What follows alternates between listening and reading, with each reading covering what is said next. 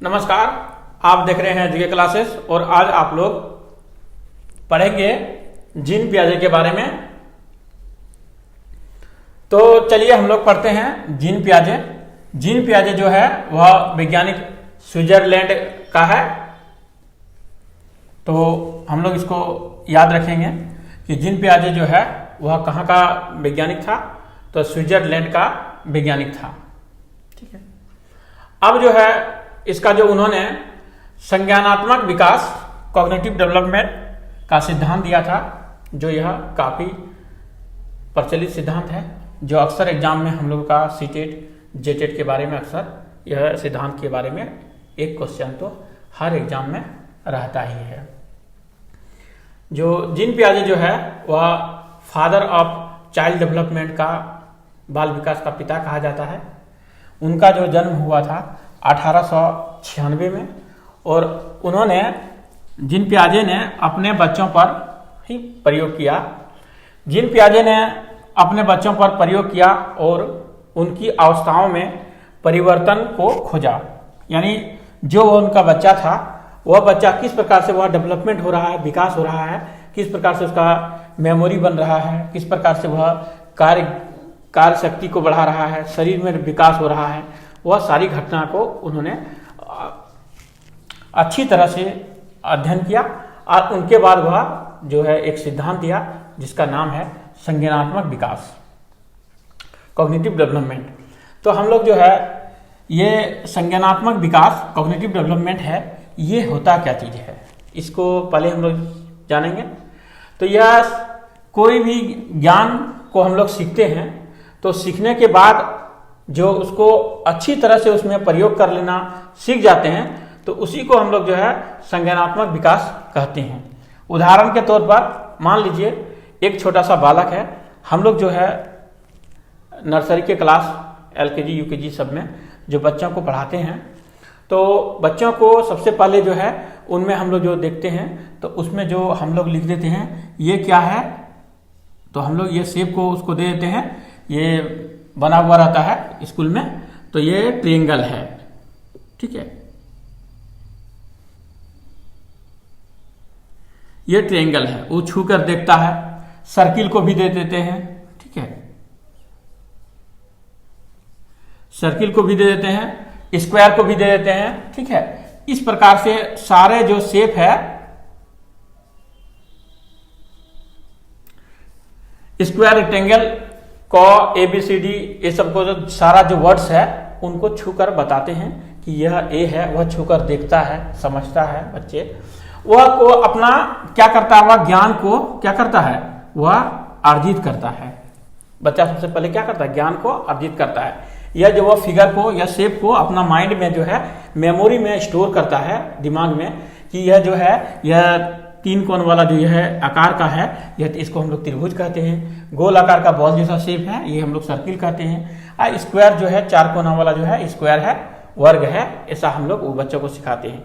कुछ दिन जब बच्चों का जब विकास हो जाता है, कुछ दिन के बाद जो है ये सब फिगर का यदि हम चर्चा करते हैं, फिगर नहीं भी दिखाते हैं, आज यदि हम बोलते हैं त्रिभुज, रेक्टेंगल, स्क्वायर, सर्कल, तो वह अपना दिमाग में जो अपना ज्ञान को जो अर्जित किया हुआ था, उस ज्ञान के मदद से उसको उसमें वह कल्पना कर लेता है कि वो उस ट्रायंगल का बात हो रहा है, यहाँ वह अच्छा वो सर्किल का बात हो रहा है। तो अपना जो दिमाग में है वह दिमाग में अपना वह इमेज को क्रिएट कर पाता है और मेमोरी को स्टोर करके अपना वो सही समय में उपयोग कर पाता है, जिससे हम लोग कहते हैं संज्ञानात्मक विकास। ठीक है, यह समझ गए।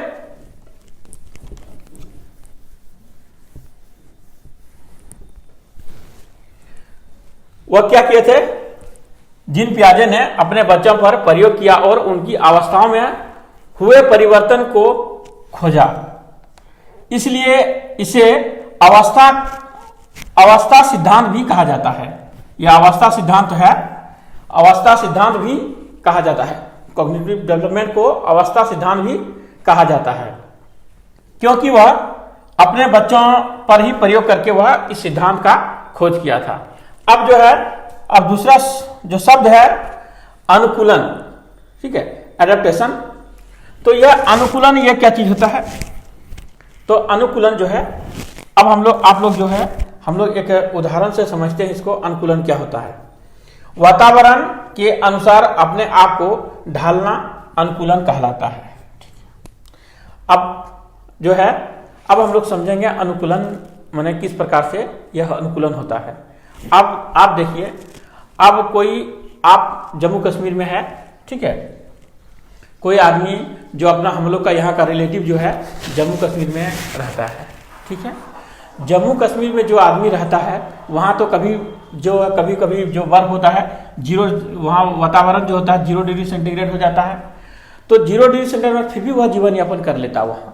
वहाँ का आदमी को अगर यदि हम लोग इधर ले आएंगे, अपना इधर मध्य भारत में ले आएंगे, तो वह अपना शरीर को वह क्या करेगा, वह उनको काफ़ी गर्मी महसूस होने लगेगा, ठीक। तो वह क्या करेगा, जितने भी अगर यदि हम लोग 20-25 आदमी वहाँ से यदि जम्मू कश्मीर से अगर मध्य भारत को हम लाएंगे और रखेंगे, तो क्या होगा, अगर यदि जो यहाँ अपने आप को उसका शरीर को अपने एडेप्टेशन पावर को यदि जिसमें है अनुकूलन का क्षमता, तो वह जी पाता है।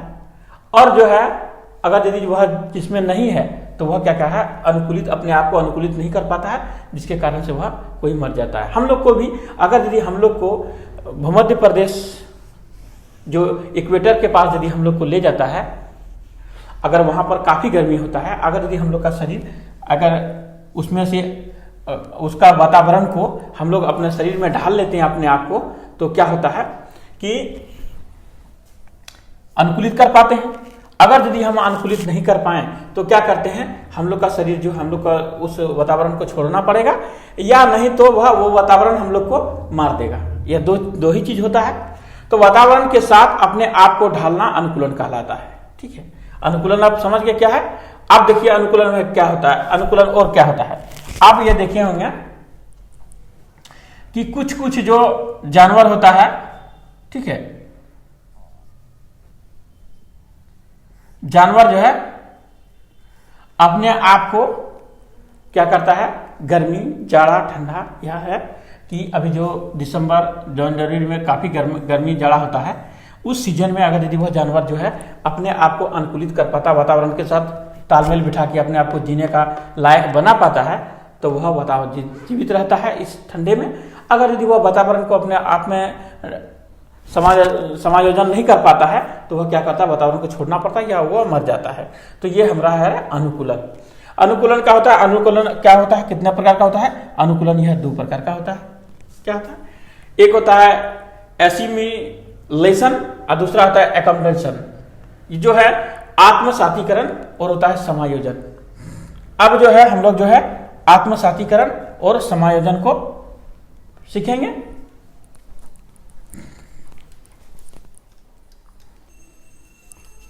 अब हम लोग संज्ञानात्मक विकास का प्रत्यय, कुछ जो ज्ञान का जो प्रत्यय है उसके बारे में हम लोग अब सीखेंगे। तो पहला है आत्मसातीकरण। वह उसमें क्या होता है, जो बालक जो कोई भी चीज को वह जो देखता है और फिर उसको पुनः देखता है, तो उस जो पहले देखा हुआ था उस ज्ञान को एक जो बाद में देखता है, उस ज्ञान को, दोनों ज्ञान को मिलाकर एक नए ज्ञान से जोड़ता है। क्या हुआ, पूर्व ज्ञान को एक नए ज्ञान से जोड़ता है। मान लीजिए बालक एक कुत्ता देखा, तो कुत्ता को जैसे वह देखता है तो हम लोग उसको बता देते हैं, देखो एक कुत्ता है, यह मांस खाता है, और देखो इसका पीछे में पूंछ है, लंबा सा पूंछ है, यह काला रंग का है। ऐसा हम लोग उसको शुरू में बता देते हैं।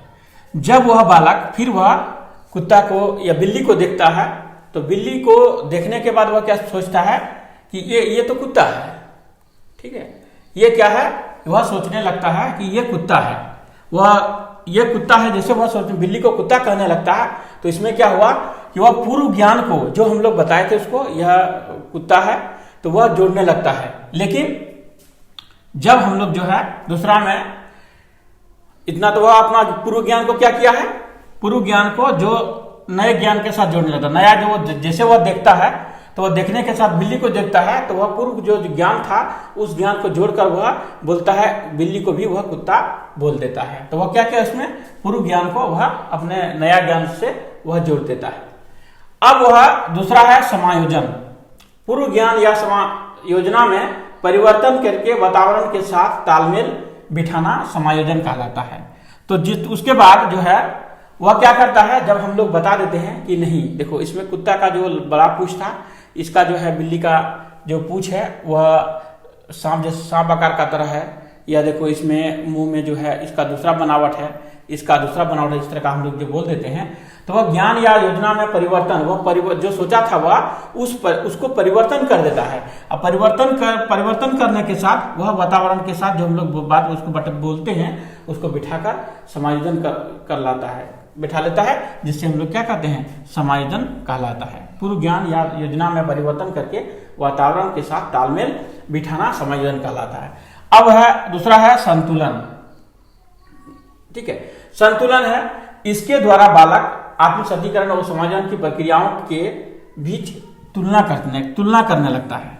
तुलना क्या करता है, तो वह जो पहले देखा था वह कुत्ता है, अब बाद में वह देखा वह बिल्ली है, तो वह दोनों में तुलना करने लगता है कि ये इसका जो है बनावट है, इसका बनावट है, यह बड़ा है या छोटा है, इसमें से यह क्या करता है, वह एक दूसरे का तुलना करने लगता है, जिसको हम लोग कहते हैं संतुलन। वह दोनों के बीच में संतुलन करने लगता है, तुलना करने लगता है। दूसरा है एक है स्कीमा जो है स्ट्रक्चर ऑफ माइंड। ठीक है, माइंड का जो है हमारा बनावट जैसे है स्ट्रक्चर ऑफ माइंड का बनावट है। जब बालक गुणों का विकास करता है, जब कोई चीज वह सोचता है, समझता है, उसको पूर्व ज्ञान को जोड़ता है या जो भी और कुछ करता है, वह एक अवस्था से दूसरी अवस्था में करता है, तो वह अपनी बुद्धि को विकास करता है। अब वह कोई चीज को सीखा, मान लीजिए वह कोई शब्द को सीख लिया, कि वह शब्द सीखा कमल, क को पहले सीखा, फिर उसके बाद म, उसके बाद ल को सीखा, तो वह जब वह पूरा दिमाग में उसका बैठ गया कि कमल जो है एक फूल है, तो वह फूल से वह अपना बुद्धि में जो विकास करने लगा, तो उसका वह सेंटेंस बनने लगता है, कमल एक फूल है। वह जो है अपने आप में दिमाग में वह सेट करने लगता है, बिठाने लगता है, तो हम लोग कहते हैं क्या, स्कीमा। बालक जब गुणों का विकास करता है, जब वह बालक जो है गुणों का विकास करने लगता है, और जब गुण अपना जो विकास करके और कुछ नया ज्ञान को देने लगता है, तो हम लोग वह समझ जाते हैं कि बालक में जो है बुद्धि का विकास हो चुका है। अब जो हम लोग जो है अब हम पढ़ेंगे कि जिन पियाजे ने कुछ सिद्धांत को दिया था, उन सिद्धांतों को अब हम लोग पढ़ेंगे।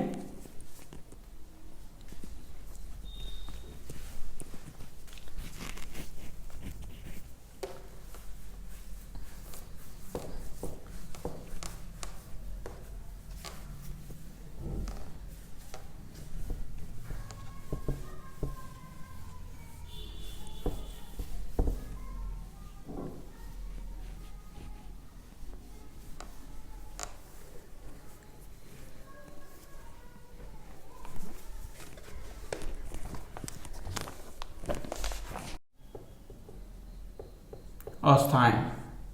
ठीक है, तो इंद्रिय जनित गामक अवस्था, जिसमें जो है इंद्रिय जनित गामक अवस्था, इसमें किसमें होता है, 0 वर्ष से 2 वर्ष के बीच में बालकों में होता है, जिसमें बौद्धिक विचार होता है। यह जो 2 वर्ष का बालक जो होता है, उसमें बौद्धिक बालक विचार होता है। वह क्या करता है, उसमें जो हम लोग बालक को बुलाते हैं या इशारा करते हैं, तो बालक समझने लगता है, तो उसमें जो है बौद्धिक विचार का विकास हो जाता है 0 से 2 वर्ष के बीच में।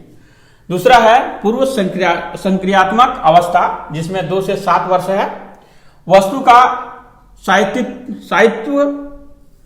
अस्थायित्व जो है वस्तु का, जो उसमें कुछ जो है खिलौना को कुछ वह समझ पाता है, वह देख पर पहचान पाता है, सुन पाता है देख कर, अब वह समझ जाता है, इस इमेज में बन पाता है। जो अस्थायित्व का जो गुण होता है उसमें बच्चे में आ जाता है 2 से 7 वर्ष के हुए। यानी यह जो है, यह किताब है, यह पेंसिल है, ये गुण सब वस्तु का जो है अस्थायी मेमोरी में वह विकास हो जाता है। तीसरा है मूर्त संक्रियात्मक अवस्था, 7 वर्ष से 11 वर्ष में। इसमें क्या करता है बच्चा, प्रश्न करने लगता है। इसमें जो है बच्चा जो है प्रश्न करने लगता है, प्रश्न करना। इसमें जो बालक जो है प्रश्न करने लगता है, तरह तरह का प्रश्न करता है। ये कैसे हुआ, इसको टूट जाएगा तो क्या हो जाएगा। आपको मैंने बेमतलब का जो जहां पर प्रश्न नहीं करना चाहिए वो तरह तरह का प्रश्न 7 से 11 वर्ष की अवस्था में बालक करने लगता है।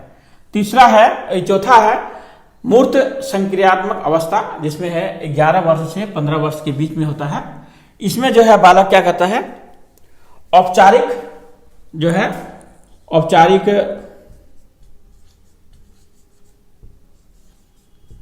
औपचारिक गुण आने लगता है। औपचारिक गुण करने का है कि कोई यदि गेस्ट आया तो उसको प्रणाम कर लेना, पूजा पाठ में थोड़ा सा ध्यान दे देना, या टीचर लोगों को पैर छूकर प्रणाम करना, ये सब जो है गुण उसमें औपचारिक जो होता है।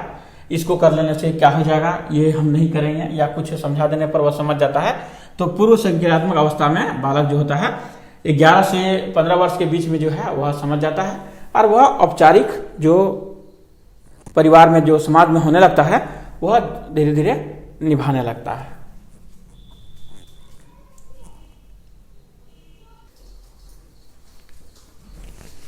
इंद्रिय जनित गामक अवस्था में 0 से जो 2 वर्ष होता है, इस अवस्था में जो है बालक ज्ञानेंद्रियों के जैसे नाक, कान, आंख, स्किन के माध्यम से सीखता है। दूसरा है पूर्व संज्ञानात्मक अवस्था, यह क्रिया की पहली अवस्था है। इसमें बालक सामने आने वाली चीजों को देख पाएगा, समझ पाएगा, पर कोई क्रिया नहीं कर पाएगा। बालक के साथ यह क्या करता है, इसमें पड़ोसी बालक इस अवस्था में जो होता है पड़ोसी बालक के साथ खेलता है, जो 2 से 7 होता है वर्ष।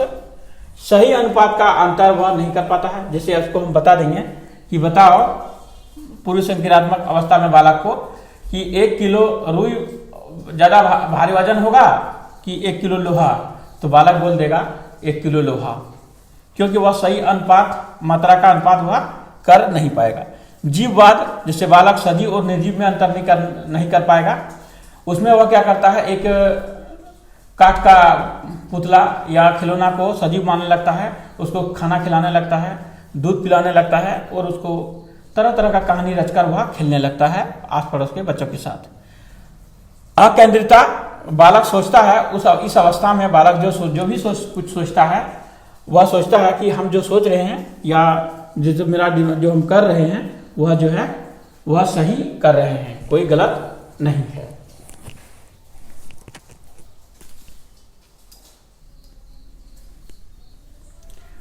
अब आइए मूर्त संक्रियात्मक अवस्था। इसमें क्या होता है, यह 7 से 11 वर्ष के उम्र में होता है बच्चों का।